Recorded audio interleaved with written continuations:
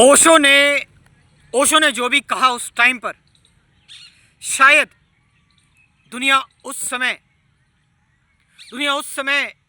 तैयार नहीं थी, रेडी नहीं थी, और इसीलिए ओशो को अलग अलग देशों में बैन किया गया।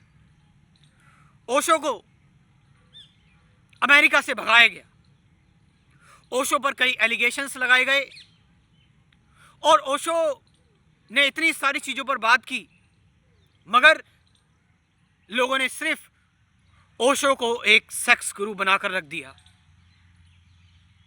आपको पता है ये सब उन लोगों ने किया जो सत्ता के लालची लोग थे, जिनको लग रहा था कि ओशो, जो भी लोग सत्ता के गुलाम हैं वो जाग जाएंगे, और इसीलिए ओशो एक तरह से रेबल पर्सन दिखने लगे। उनको बैन किया गया, उनको जेल में डाला गया, और न जाने ओशो को बदनाम करने के लिए क्या क्या किया गया।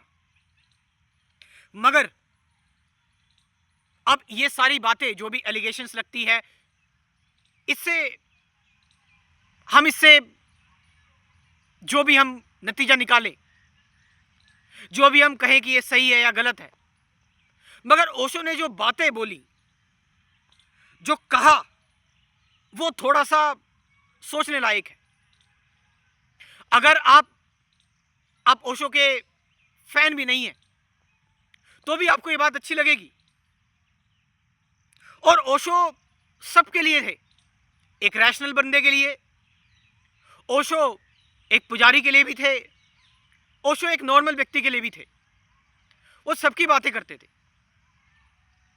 ओशो ने जो सबसे इंपॉर्टेंट चीज बताई वो था कि कंट्रोल इंडिया में हम सब कंट्रोल करने की कोशिश करते हैं। गुस्से को कंट्रोल कर लो, लस्ट को कंट्रोल कर लो। ओशो ने कहा नहीं, बहने दो, फ्लो होने दो, उसको रास्ता दो, उसको सप्रेस मत करो। तो ओशो ने जब ये बातें बोली ना, तो लोगों ने सोचा कि ओशो बोल रहे हैं लस्ट के बारे में, सेक्स के बारे में, कि इसको भी करते रहो, करते रहो, करते रहो। ओशो का मतलब ये नहीं था। ओशो का कहने का मतलब था कि इसको इतनी जागरूकता के साथ कर लो, गुस्से को इतनी जागरूकता के साथ निकाल लो, डर को इतनी जागरूकता के साथ देख लो कि डर बचे ही ना, फिर लस्ट बचे ही ना, फिर गुस्सा बचे ही ना। ओशो ने पता क्या कहा? ओशो ने कहा कि जितने भी इस दुनिया में खून बहे हैं ना, धर्मों ने जितना खून बहाया है उतना कभी किसी ने इतना खून नहीं बहाया, किसी बीमारी से इतना खून नहीं बहा जितना धर्मों ने।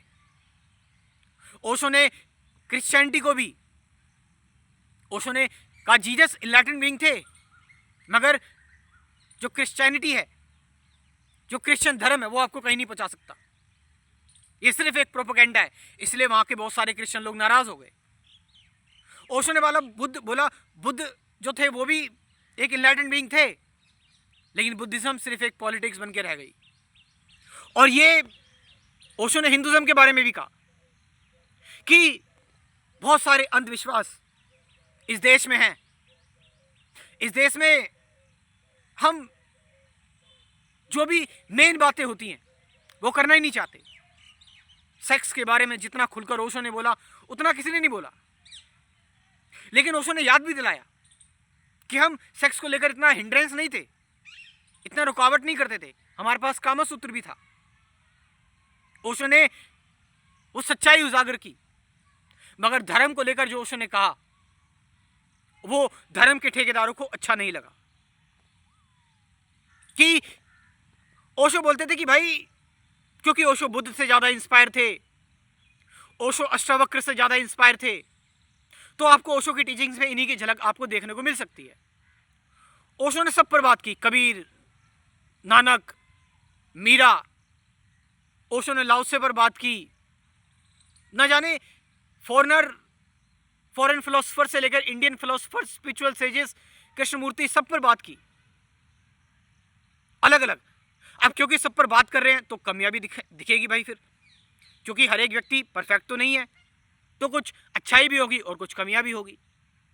तो लोगों ने उन कमियों को देखा कि देखो हमारे फलाने की, हमारे गुरु की, हमारे उसकी आदर्शों की बुराई कर रहे हैं ओशो। मगर ऐसा नहीं था। ओशो ने इस सोसाइटी को एक सही आईना भी दिखाया कि तुम बाहर की चीजों पे क्यों इतना ज्यादा डटे हुए हो, अपने अंदर उतरो, अपने अंदर जाओ। ये बाहर की जो क्राउड की चीजें हैं, जो भीड़ भाड़ वाली चीजें हैं, एक लॉयन बनो, एक शेर बनो, अकेले चलो, खुद के दम पर चलो, खुद पर डिपेंड हो, ना कि बाहर किसी साइकोलॉजिकल टीचिंग पर। एक कहानी जो ओशो ने सुनाई, जो मैं अक्सर कोट करता हूं, और वो भी मैं आज दोबारा से आपको बताने जा रहा हूं कि एक बार ओशो एक कहानी सुनाते हैं। आपको इससे पता लगेगा कि ओशो कितने खतरनाक थे उस समय पर, और आज भी लोग धीरे धीरे करके ओशो को समझ रहे हैं, अच्छी बात है, बट पूरी तरह से नहीं। देखो जरा कि एक गांव में एक डरपोक व्यक्ति रहता था। वो बहुत डरता था। तो क्योंकि वो बहुत डरता था, उसने कहा मुझे अपने डर को दूर करना है। उसने बहुत सारी किताबें पढ़ी, बहुत सारे गुरुओं से मिला, और एक जंगल में जाकर चला गया। और उसने कहा कि जब तक मैं डर पर काबू ना पा लूं तब तक मैं यहाँ नहीं आऊँगा। तो वो डरपोक व्यक्ति गया, उसने डर पर काबू पाना शुरू किया और कोशिश करी, और बहुत हद तक वो डर पर काबू पा चुका था। और एक टाइम आया, वो डर उसके अंदर से पूरी तरह से निकल चुका था। और जब गांव वाले देखते जाकर कि सच में ये ढोंग कर रहा है, सच है, तो गांव वाले भी देखते जाकर कि उसके पास से सांप गुजर जाए, उसके पास से शेर गुजर जाए, भालू आ जाए, लेकिन वो डरता नहीं था। वो आंख बंद करके बैठा रहता था, वो शांति से बैठा रहता था। और सबको सब जगह खबर पहुंच गई कि व्यक्ति जो इतना डरता था, आज ये व्यक्ति फियरलेस हो चुका है। अब इसके अंदर डर नहीं बचा, अब ये महात्मा बन चुका है, संत बन चुका है ये। अब उसी गांव का एक और व्यक्ति, उसने कहा कि मुझे भी बहुत डर लगता है, मुझे भी अपने डर को काबू करना आना चाहिए। और वो भी यही करता है, कोशिश करता है कि, लेकिन उसको इतना बताया जाता है कि एक और इस गांव से व्यक्ति था, उसको भी बहुत डर लगता था। अब देखो वो उस जंगलों में जाकर बैठा है, आप उसको देखो, आप उससे कुछ सीख ले सकते हो। तो वो दूसरा व्यक्ति जो नया नया था, शिष्य था, उसने कहा ठीक है मैं जाता हूं। और वो वाकई जाकर देखता है कि जहरीले सांप निकल रहे हैं झुंड में, उसके शरीर से, गर्दन से निकल रहे हैं, शेर, चीता, सब कुछ उसके पास से निकल जा रहे हैं। वो सच में नहीं डर रहा। ये देखकर वो शिष्य बड़ा ही एस्टोनिश, चौंक जाता है, शॉक्ड हो जाता है, कहता है मुझे ऐसे ही गुरु की तलाश है। लेकिन होता क्या है, वो व्यक्ति जिसने डर पर पूरी तरह से काबू पा लिया होता है, वो उठता है एक जगह पर पेशाब करने के लिए, टॉयलेट करने के लिए उठता है। तो जिस शिला पर, जिस पत्थर पर वो बैठा होता है, उस पत्थर पर वो जो शिष्य होता है, जो डर पर काबू पाना चाहता है इससे सीखने के लिए, वो इस शिला पर एक पवित्र ग्रंथ के कुछ शब्द लिख देता है। तो जब वो व्यक्ति टॉयलेट करके वापस आता है, और जैसे ही वो अपनी शिला पर बैठता है, पैर रखता है, तो वो एकदम से उछल जाता है और डर के मारे कांप जाता है। और वो कहता है ये पवित्र ग्रंथ की बातें इस शिला पर किसने लिखी,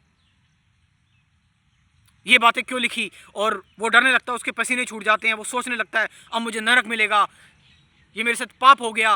और वो घबरा जाता है, डर जाता है, परेशान हो जाता है। तो वो जो नया व्यक्ति आता है वो कहता है आपका डर एक ढोंग था बस खाली, आप सच में डर से मुक्त नहीं हुए, और कभी हो भी नहीं पाएंगे।